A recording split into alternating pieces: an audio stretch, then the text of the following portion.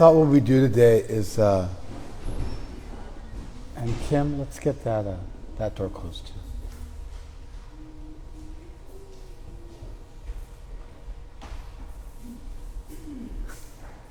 I thought what we do today is look at the last verse of the Gita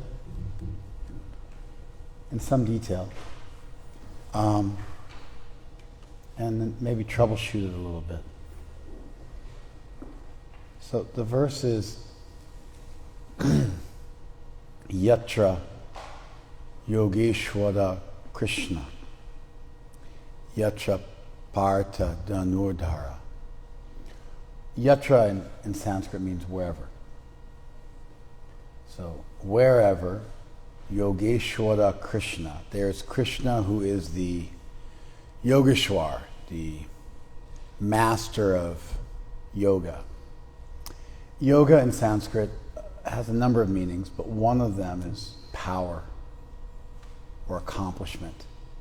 Yoga comes from yuj, which means to join something. So if you can join your desire to reality, then you have power.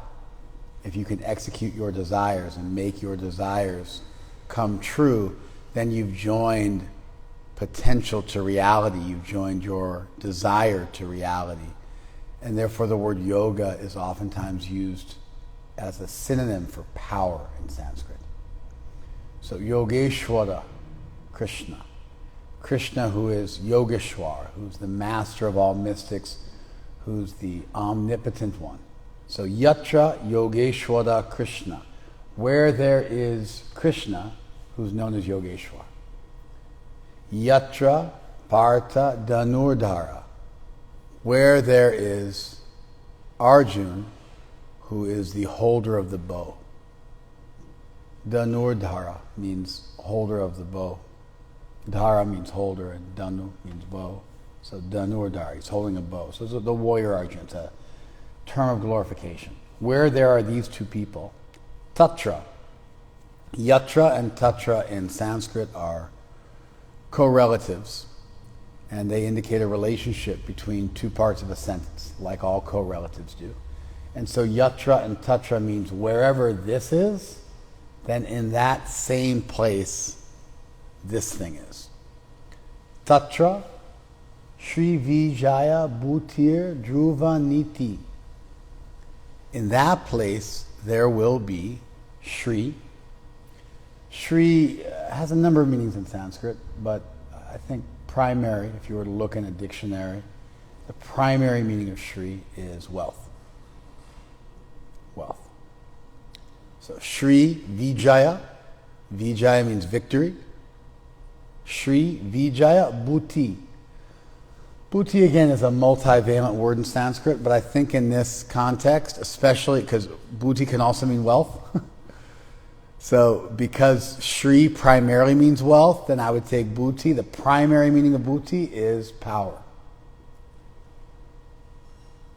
So in that place, there will be Shri Vijaya Bhuti Dhruva Niti, and there will certainly be morality.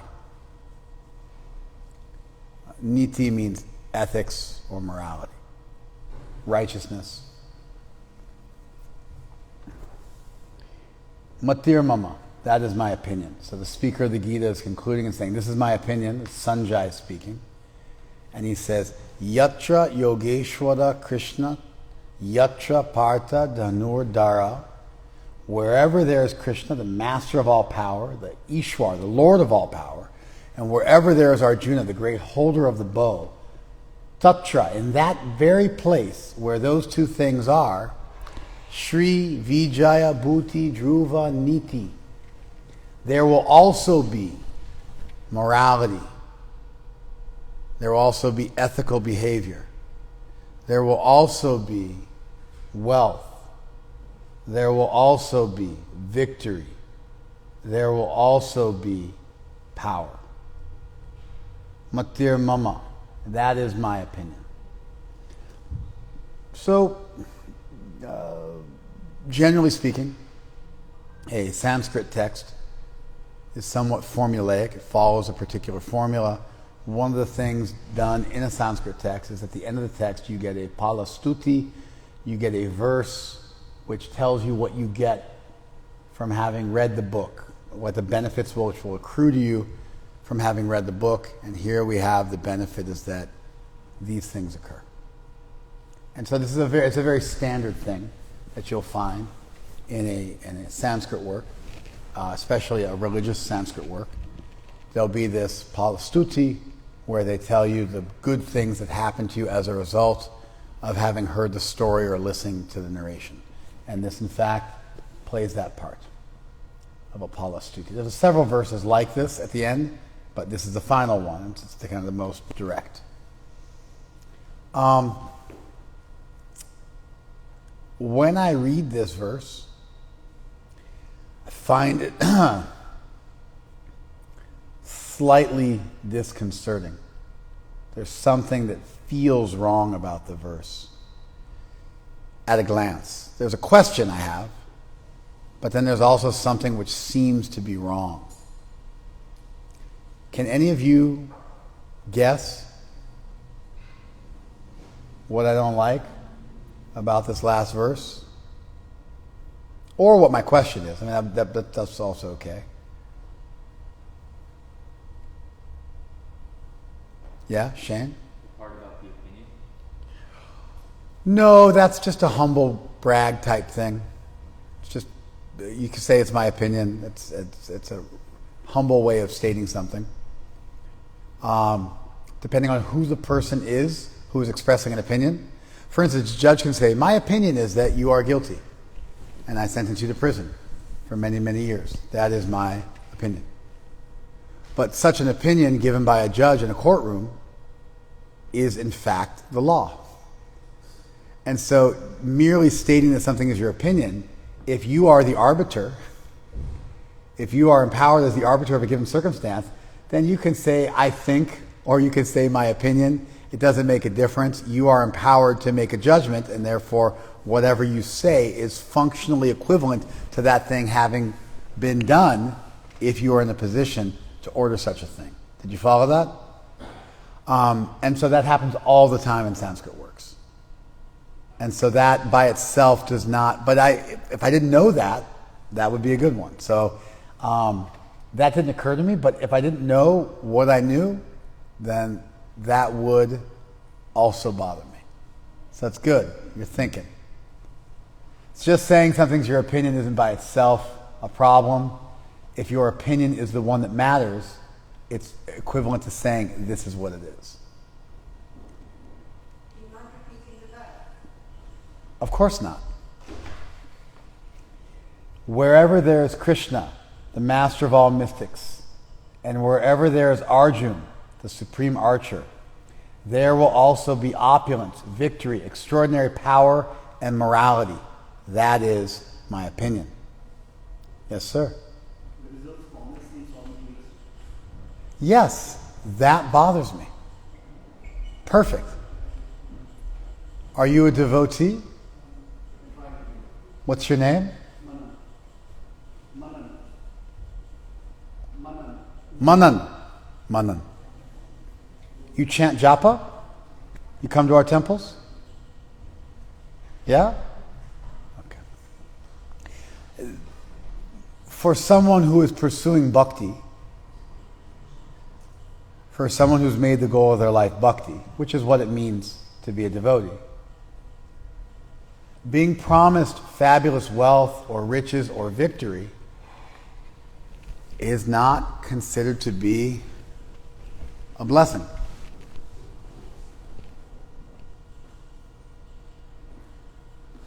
In fact, Krishna speaks of being vimukta, freed from shubha and ashubha karma, good and bad karma. And so even good karma is bad karma from the point of view of transcendence because it bonds you to this world, it binds you to this world. And so it's a common trope, it's a common motif in our sacred literature that devotees eschew or they reject materialistic things when they're offered. Devotees are interested in Krishna. They're interested in love for Krishna. They're interested in service to Krishna. They are not interested in enjoying victory, wealth, fame, beauty, strength, etc., etc. It's almost the defining feature of a devotee that they devalue these things proportionate to how much they value loving Krishna. And so many of our most famous saints lived lives of relative anonymity. They lived very simply. They almost took a vow of poverty, or they did take a vow of poverty. They gave everything up for Krishna.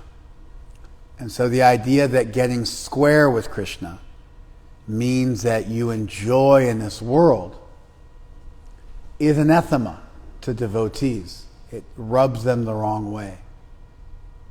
And so to be offered such a palstuti for a devotee is not to be offered much at all, because the entry price to being a devotee is that you've determined that you don't care about these things, you care about something higher.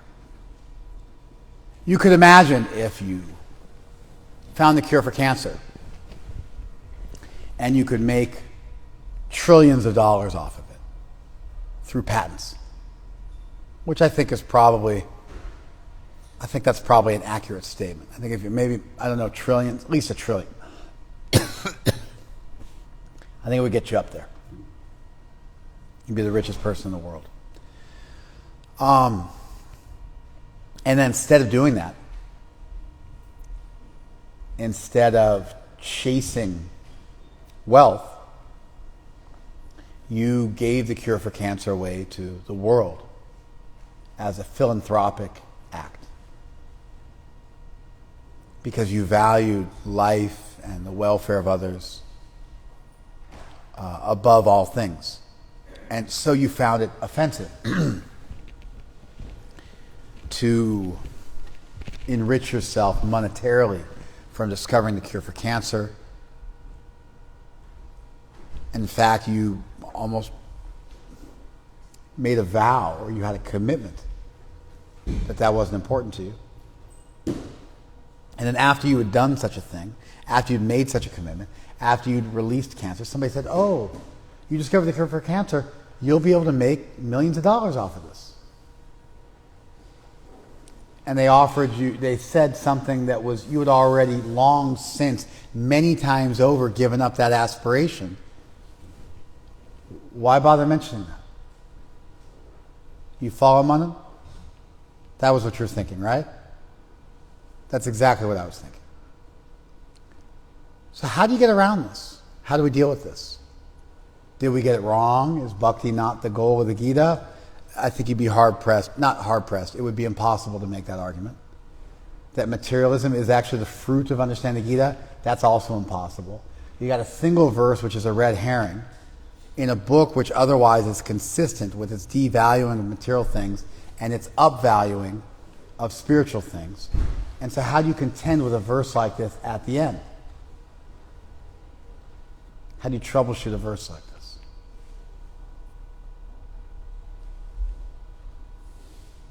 That's a question, non-rhetorical. What do you got? Maybe suggest we do Joshua. I was asking him. It's okay. He probably knows. I'm asking you. You don't know? You should know. You should know. You should all be able to answer this question. If you came in late, or if you don't know anything about the Gita, or if you're just extremely foolish, there are some reasons why you may not be able to answer this question. But if you heard the question, and you know the Gita, and you're not extremely foolish, you should be able to troubleshoot it. This, by the way, is an exegetic question. Exegetics is the formal study of how to unpack a sacred text and derive meaning from it.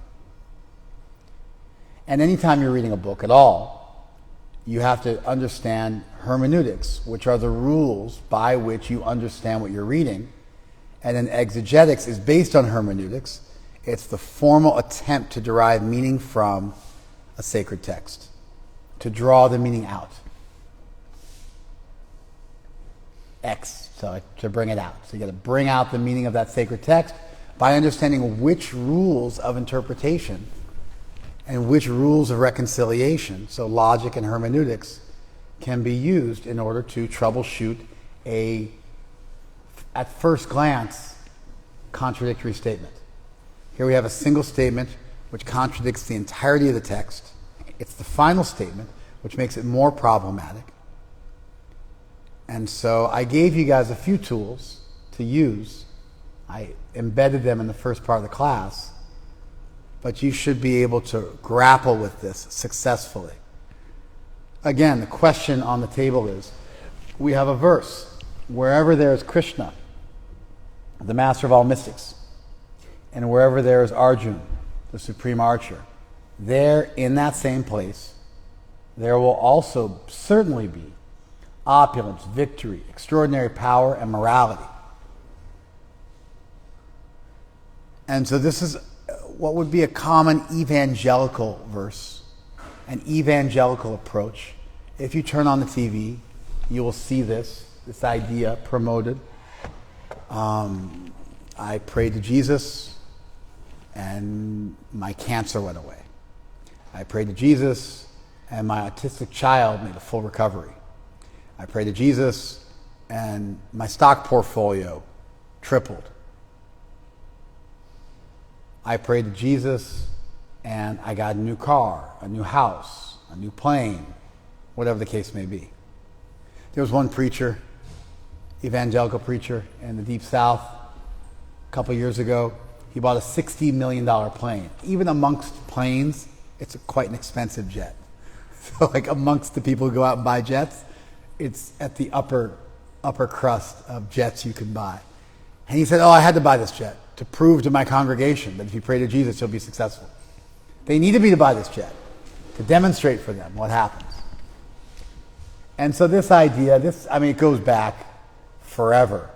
But even within a modern context, within the Christian stuff you see on TV, it goes back to the Puritans who came over to the U.S., before the U.S. was the U.S. The Quakers and the Puritans, they were trying to figure out who was saved. And so one of the ways they came up with to figure out amongst the community who was saved was who was wealthy or successful. And that was the metric by which they determined success in general. And so that was also the metric they used to determine success in terms of their religiosity. It flies in the face of Jesus' statements that it's easier to thread a camel through the eye of a needle than for a rich person to go back to heaven. It flies in the face of a lot of the core texts of these traditions. But nonetheless, it's what materialistic people do. They judge success in all things by how much money you have. Or sometimes by how healthy you are.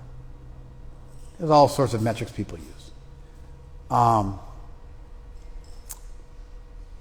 And so it would appear that Krishna is participating, or Sanjay at least, the Gita, is participating in the same worldview, which is problematic for a devotee whose very existence as a devotee is necessarily tied to an upvaluing of love and service and a devaluing of material accoutrements. And so the verse appears to be at odds with the entirety of the Gita, the very nature of bhakti, and how do we reconcile this? I would go with that. The most core verses of Gita are... Okay, so Kishores' argument is that the majority of the Gita teaches one thing. This last verse does not teach that thing. So more core verses are spoken by Krishna. This is spoken by... Okay, he's going to go another route. He's going to say this verse wasn't spoken by Krishna. Therefore, the verses that are not spoken by Krishna don't count. I don't necessarily think that's a great strategy, because the entirety of the Gita was spoken by Sanjaya. So you're trusting Sanjaya to be the interviewer, but you're not trusting his realizations. You're now breaking up the Gita into the verses spoken by Krishna. So Arjuna's verses don't count. Sanjaya's verses don't count. Only Krishna's verses count. I mean, it's a way to go. I'm not favoring it.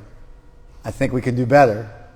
Maybe as a fail-safe, if all else fails, let's start to cut away at the integrity of our text, and we trust Sanjaya as a recording device, but we don't trust him as a pundit. We could go with that.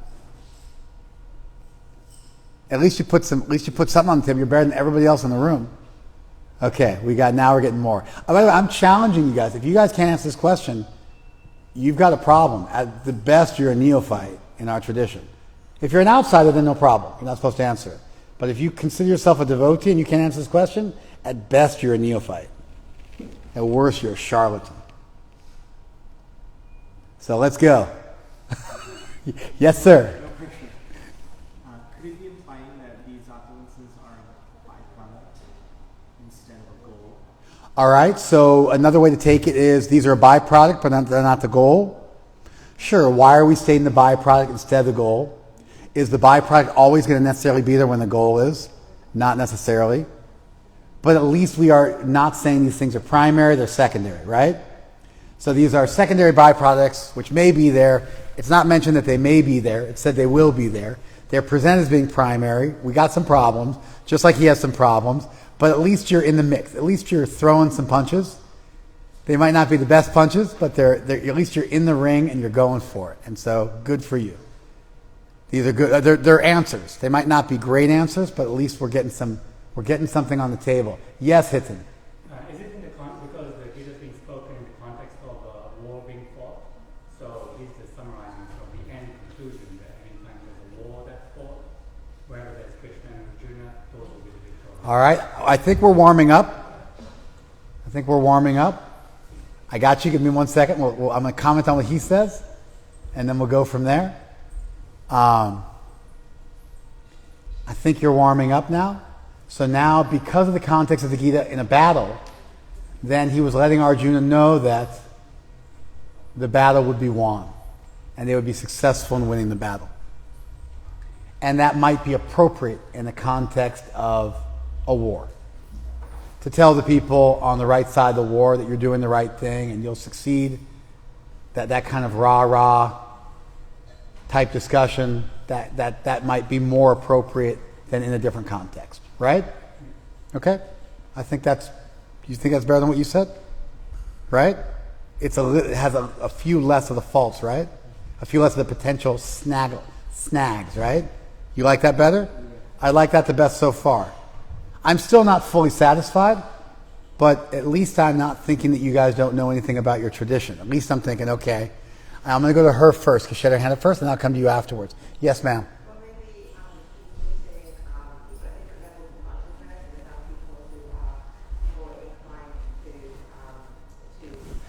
be materialistic will appreciate that, and maybe next time they come to reach people on a different level. What's your name? Felicia. I like your answer the best so far. Felicia or Felicia? Felicia. Okay. Felicia has made the argument that the Gita may be read by many people. Devotees do not need a palstuti. They don't require one. They fell in love with Krishna and they're serving Krishna. They don't require a benediction at the end of the text to inspire them to serve Krishna. They're already inspired. Therefore, the very nature of a palstuti is it's meant to speak to outsiders or neophytes. And so for it to speak at their level is not a fault. It's like you could imagine if you saw a cartoon. and you said, so you watched a cartoon, like a child's cartoon. And you were flipping to it on TV. You were looking for something to watch, and you saw a child's cartoon on TV. And then you said, I'm a film critic. This dialogue is very, very sophomoric. It's almost childish. There's no real character development. I don't really see any plot development going on. And, they're not grappling with any serious philosophical issues. It's just a bunch of kids arguing over gumdrops. And the cinematography leaves something to be desired. But it's a child's cartoon. It's not meant to be some Oscar award-winning feature-length film.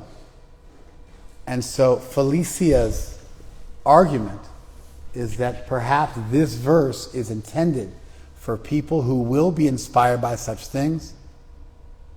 It's not intended for people who are already at a higher level where they do not require such things.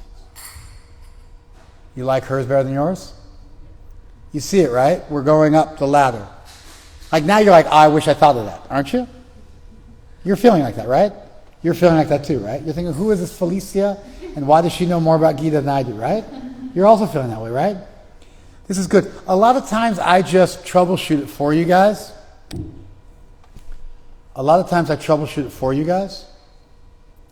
But if we troubleshoot it for you, then you think you already knew the answer. Because it requires a lot of humility to admit, I didn't know the answer. You half cook things in your brain. Somebody says them and you say, oh, I knew that. And you don't learn. When you get challenged and you get asked a question and you struggle to come up with an answer and you listen to other people come up with better answers than you have, those answers that were theirs become yours. You're humbled and you grow at a very, very quick rate. I don't always do this, but sometimes we'll do an exercise like this.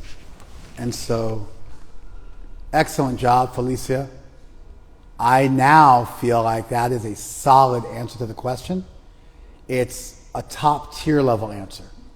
It's an answer which has no fault and which doesn't have any snags at all, and which is very satisfying, and which allows us to believe all the verses of the Gita, to find meaning in all the verses of the Gita, including this one. It actually troubleshoots the verse. There's more. There's more we could discuss. Did you want to say something? Mine was innocent. Of course it was. I was going to say exactly what she said and a little better. Please. I was going to say to allure the common audience.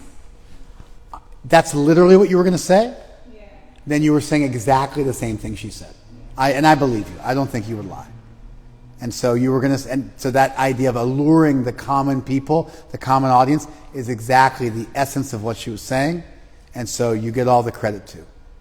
What is your name? Arti. So Arti and Felicia are the pundits. And the rest of you are leaving something to be desired. Kim? If we can take material things and make them spiritual, then these instances in their pure form, let's say, are not necessarily mutually exclusive from Bucky, but can exist at the same time and even contribute to Bucky. Yeah, hey, Heck, could you me a favor? Go in there and turn the light on in the foyer. Thank you. Well, I'm going to run with what you said a little bit. Because nobody said these things were bad. But the point is, why are they being used to inspire you to do the right thing? So the question is, why would you use the promise of these things to entice somebody? Why would you say these things are the primary way you can tell that someone is with Krishna? Did you follow that? So you didn't solve that problem, which was my question. However, you did make a different point, which I think has a lot of value. And the point you made is that material things are not by themselves evil. Nothing is by itself evil. Like, what's the most evil thing you can think of?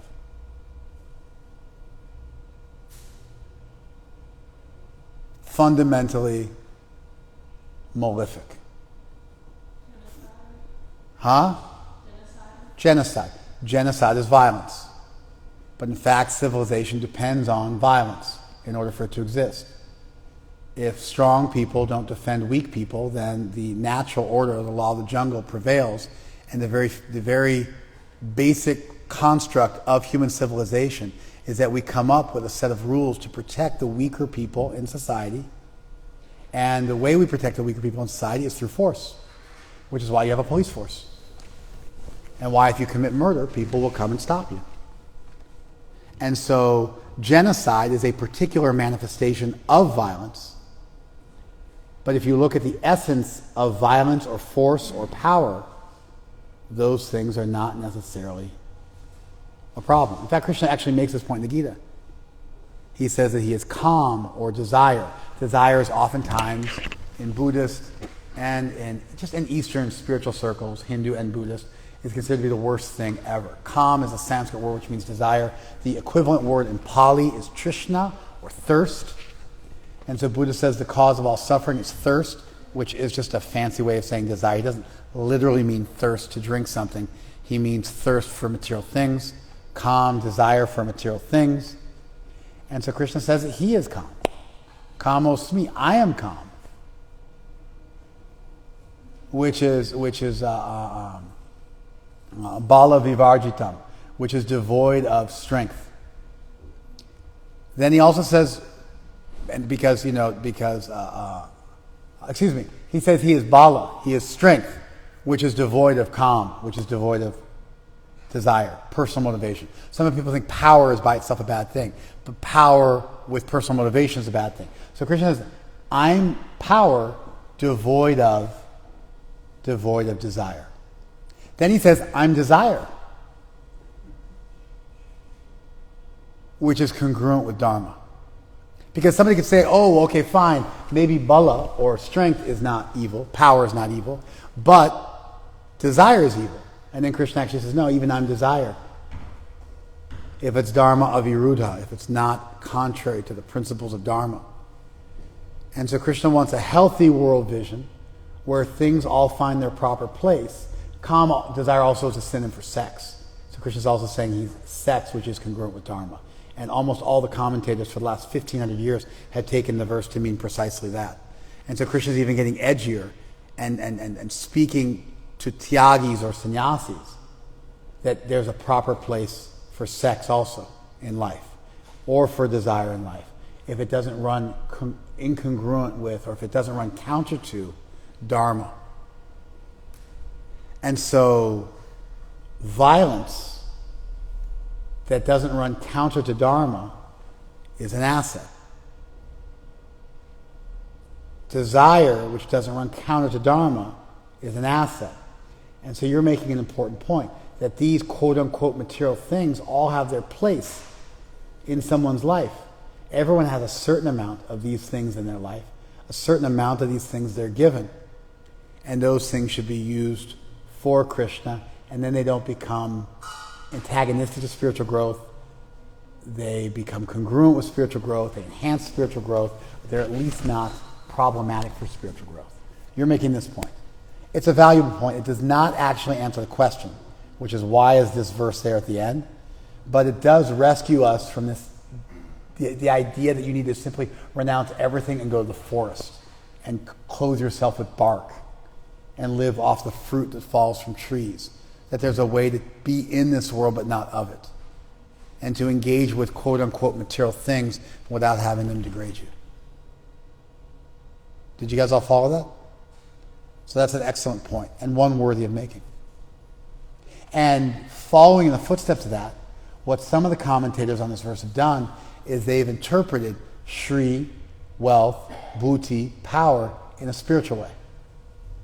That you have the wealth of love for Krishna, which is the greatest wealth.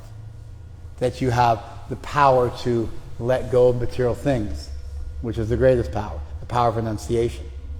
And so they take the verses the words in this verse, which create problems, and they troubleshoot them by interpreting them in a way which is congruent with the rest of the text, which, by the way, was what I thought you were going to say in the beginning, but you didn't.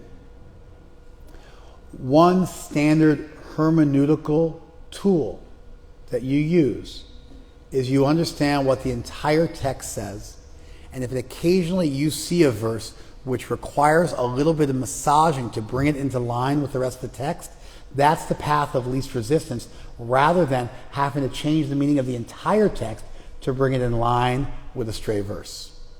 And so there will always be some massaging or interpreting or valuing or privileging or focusing on certain things. And when studying a sacred text, you find out what the entire text says, what there are 50 or 60 verses supporting, and if there's a stray verse or half a verse which is a little problematic, it's not considered to be a fault from Mimamsa, from Vedic hermeneutics, to then interpret that verse in light of the rest of them and in the light of logic. To give a classic example, if you say that someone is born in the Ganga, someone is born in the Ganga, it's not possible that someone's literally born in the water of the Ganga, because people don't go into the water of the Ganga to give birth. So instead, if it says you're born on the Ganga, it means you were born on the banks of the Ganga or on an island that was in the Ganga. And so that type of an interpretation, music was coming from the stage. Music wasn't coming from the stage. Music, this was in the days prior to speakers. Music was coming from the musicians on the stage. And so when you say music was coming from the stage, you're just saying that music was coming from the musicians who were on the stage. And so these types of interpretations are not considered by themselves to be false, provided there are good reasons for them, and this would be one reason for them. Did you follow that? So that's some comments on what you said. Yes?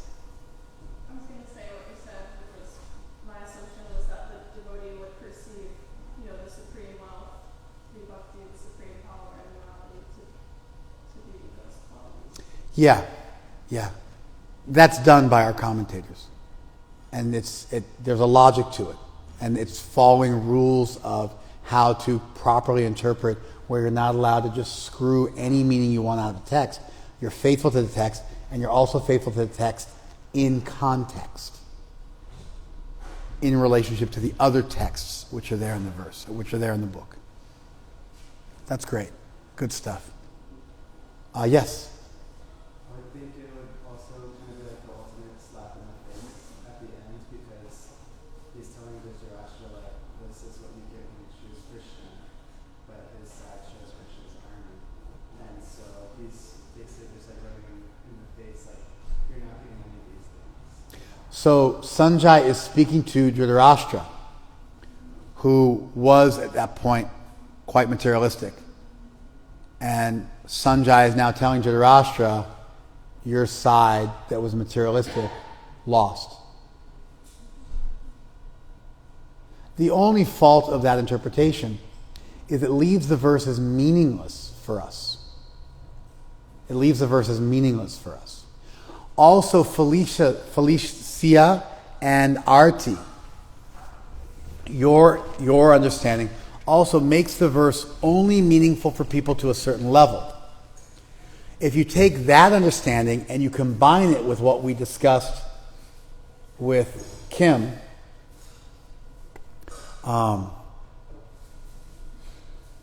then with this, let's say, dual package understanding, you have a general sense in which you can ignore the verse as a devotee, and it's not meant for you. At the same time, the verse becomes incredibly valuable to you with a little bit of interpretation, and therefore the verse still has meaning, just not the apparent meaning. It's an ultimate meaning instead of an apparent meaning. And in this way, the verse still has value, the verse is still beautiful, the verse is still meaningful. Adding to that, the context of a war, the conversation with Dhritarashtra.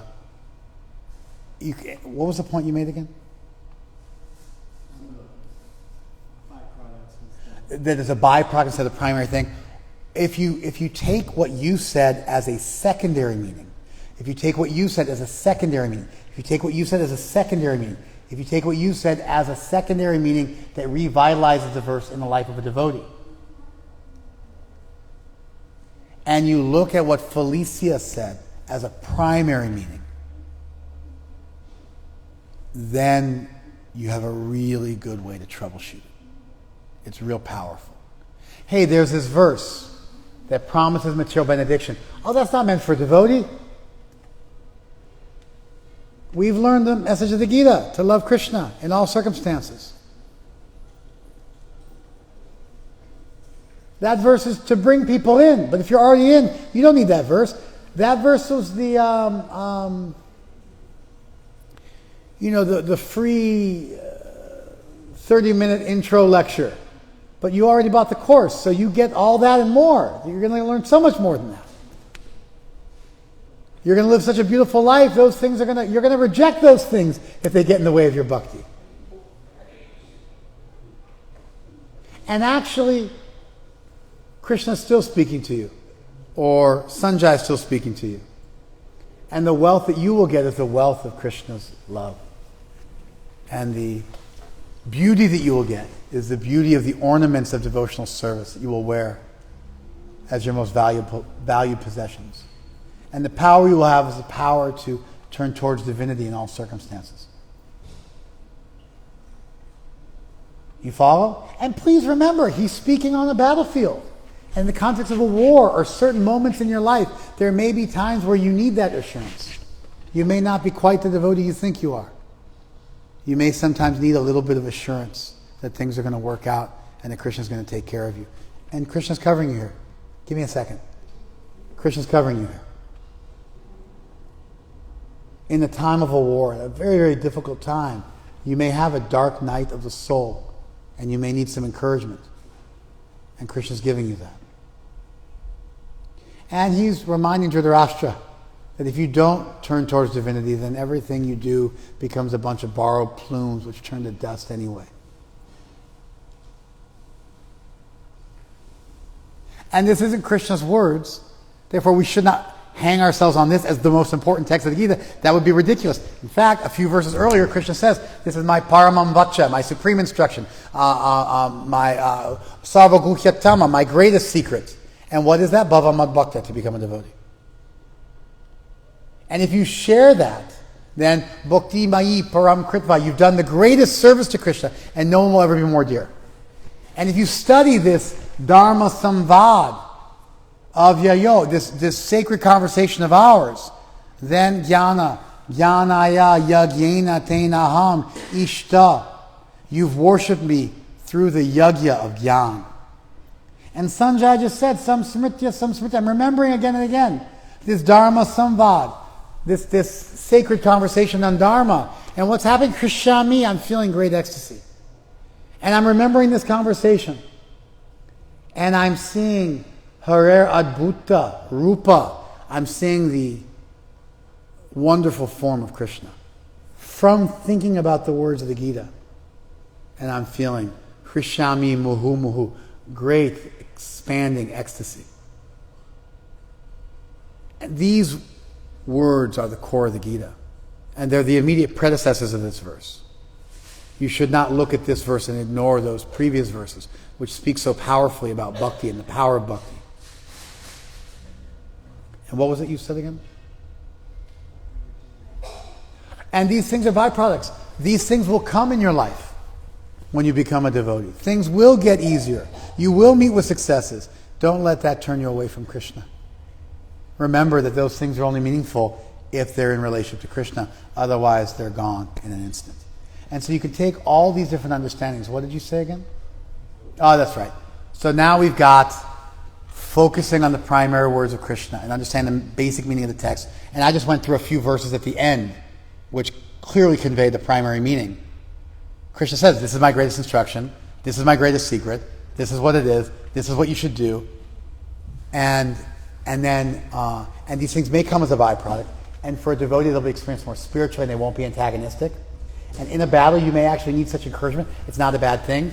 And it is a slap in the face to the materialist, and it does encourage that materialist nonetheless, because we want to give everybody a reason to turn towards Krishna. And these things may not be so relevant, but yet again they are relevant because we can interpret them a little bit in a way that makes them nice and doesn't force us to do any major surgery on the text of the Gita. Did you guys see that?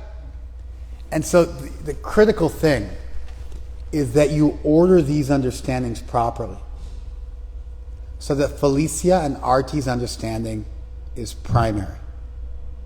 It's the strongest, and it then paves the way for all the other things to become quite beautiful and ornamental and secondary and tertiary points that make the verse more and more beautiful. Did you guys follow that? I feel really good. I was worried that you guys were a bunch of fake devotees and charlatans, but I now have faith. I'm in the midst of some great spiritualists. We did together as a group, we did a marvelous job of troubleshooting this verse. And what this does is it gives you a key or a legend to being able to troubleshoot and understand any verse you come across. They all come to life using these tools and this kind of creativity. Not unbounded creativity, but creativity with some parameters. Because we're studying a sacred text. If you just want to have unbounded creativity, write your own text. But if you're going to value a text that's extant, then you are married to the language of that text. And that's not a bad thing if you feel that that text is revelatory in nature. Yes, sir? I got a little bit lost. What is the actual answer to this question? The actual answer was a combination of what everybody has said thus far. And the main service I did was I ordered it so that it flowed like a river properly and it didn't create any real hang-ups. And so the proper answer is, this verse is a palstuti. Palstutis are intended for materialistic people. If you're already a devotee, you don't need this verse. But this verse is still beautiful because the things that you'll be given you'll use in Krishna's service, and you're being reminded to use everything in Krishna's service. And you may not get wealth the same way a materialist would. It'll be wealth that allows you to do more service for Krishna or give more charity, or it'll be the wealth of your love for Krishna, which is the ultimate wealth, what makes you the richest person. Prem dhan, the wealth of love. That's infinitely more valuable. And when you do get these things, you're being reminded not to let them turn you away from Krishna. And we can remember Krishna's primary instructions, just a few verses earlier, his greatest instruction, his greatest secret, which was the secret of bhakti and how it brings you closer to divinity. And we can focus on that and see these other things as byproducts, or maybe at a few points in your life at a time of war, or if you were feeling materialistic, Krishna still got your back. Because even though we might have embraced the ideal of bhakti, we might not quite be there yet. We might have decided we want to climb Mount Everest, but our lungs aren't able to process enough oxygen. Our heart doesn't beat strongly enough that we'll be able to live in that death zone of pure love for Krishna, that rarefied air of pure love for Krishna. And so as we're making our way to Nepal, as we're making our way to Base Camp 1 and Base Camp 2, as we're moving up the mountain slowly and gradually and acclimating, we're reminded of what the goal is, but we're also given encouragement along the way. And so even for a devotee who's at a higher level because they have philosophically embraced a transcendent ideal, they may still have many material desires, and there may be moments in their life where they, with some humiliation, need Krishna to be there for them a little bit materially because they're not quite ready to just practice pure bhakti. And Krishna's even got your back then. And that's a beautiful thing. And as we mature and grow up and need less and less of that, then the spiritual meaning of these verses becomes more prominent in our mind. And we can actually appreciate how the dual meaning was valuable because it got us to that more spiritual meaning. So I just repeated myself again, but that's directly as an answer to your question. Thank you. Thank you. That wasn't what I wanted to talk about. I actually read the verse, had that doubt, and didn't feel right moving on without addressing it. And so that was all a tangent. The actual thing I wanted to talk about, and I'll just say it instead of engaging you guys in a discussion about it. I wanted to discuss with all of you, but it would take too long. But I thought it would be a really rich discussion. When it says, wherever there is Krishna, what does that mean, wherever there is Krishna? You know, if you look at World War II as an example, World War II had Germans and the British fighting on a really brutal front. And they were both Protestant Christians. They were Lutherans and Anglicans, very, very similar. It's an interesting point, but written German was only invented by Martin Luther to write the Bible. To write the Bible down. And so the Lutheran Church, the church coming from Martin Luther, inspired the Anglican Church. They're extremely, extremely similar in terms of their theology and their practice. Both very, very early Protestant churches.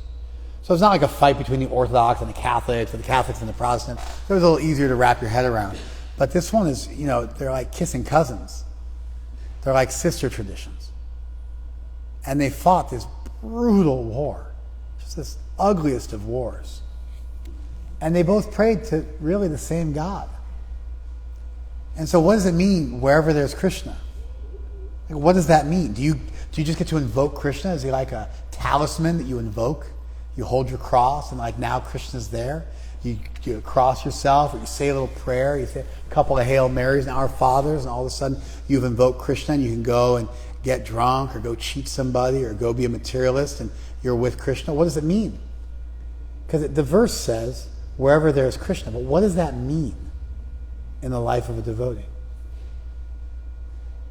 Do you follow this? I thought that was a question worth exploring.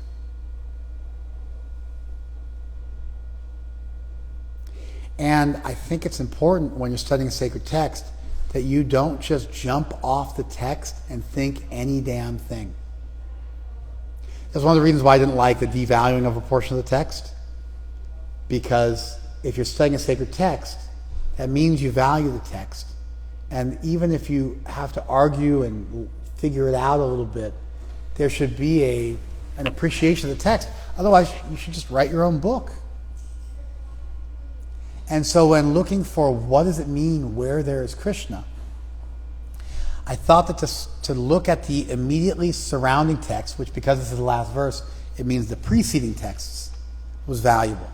And in the preceding texts, and I already foreshadowed this for you, Krishna says his paramam vacha, his supreme instruction, and his sarva guhyatama, his greatest, most advanced knowledge, is bhagavadgita, to be a devotee. And why does he tell Arjuna that at the end of the Gita? Ishto asime dridhamiti, because he loves him so much.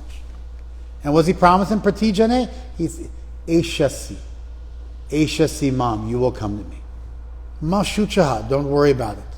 Aham tvam sarva papebhyo mokshayishami, I will liberate you from all difficulties. And if you teach this to others, then bhakti mai param kritva, you've done the greatest service.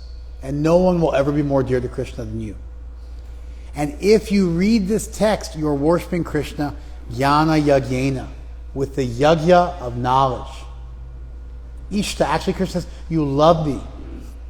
You love me by studying this conversation. Dharma samvad avyo, this conversation of ours, of Arjuna and mine. And then when Sanjaya remembers this conversation, samsmritya dharma samvad, what happens? Krishami, he becomes ecstatic just by remembering the verses of the Gita. They inspire him. And in fact, by remembering the verses of the Gita, then Hader Adbhuta Rupam, he's able to see the beautiful form of Krishna. By remembering the Gita. And that's what is meant by where there is Krishna. Where there is a systematic and deep and profound and comprehensive understanding and application of the principles of the Gita. then Krishna's in that place, as evidenced by the 10 verses that precede the one we're reading. And so I wanted to look at how we might think what it means when Krishna's there with us, and how we might sometimes artificially summon Krishna like some kind of a genie to bless our materialistic endeavors in a way which is at best childish and at worst offensive. And that better we take the longer, more gradual route of purifying ourselves, of going to a deep place, of bringing ourselves into congruence with the Gita, and then Krishna will magically appear in our lives and transform them. And then these things may be there, but they won't matter anymore because we have the greatest wealth. Actually, we say, Goloker Prema Dhana, Hodi Nam Sankirtan. The greatest treasure of the spiritual world is the holy name.